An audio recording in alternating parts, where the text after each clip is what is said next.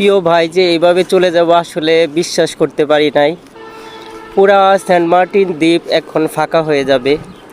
আর Saint মার্টিনে যাওয়ার খুব ইচ্ছা ছিল, ভাইয়ের ভিডিওগুলো দেখেই আসলে সেন্ট মার্টিনে যাওয়ার ইচ্ছা ছিল। তার সাথে কথা হয়েছিল, সে একজন ভালো সাংবাদিক ছিল, ভালো কন্টেন্ট ক্রিয়েটর ছিল এবং একজন ভালো একটা রিসোর্টের মালিক ছিল। আসলে সে প্রচুর পরিমাণের একজন ভালো লোক ছিল। আসলে সেন্ট মার্টিন ফাঁকা হয়ে গেল তার মৃত্যুতে।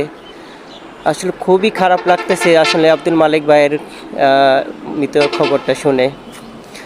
ভাইকে বেহেশত নসিব করুক, ভাই ভালো থাকুক ওই পারে, এটাই দোয়া করি। আসলে খুব স্বপ্ন ছিল যে তার সাথে আমি সেন্ট মার্টিন দেখা করব।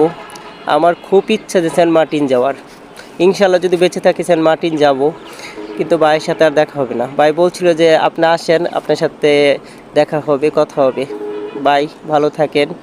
হয়তো বা এইভাবে দেখা হইল না, সৃষ্টিকর্তা চায় নাই।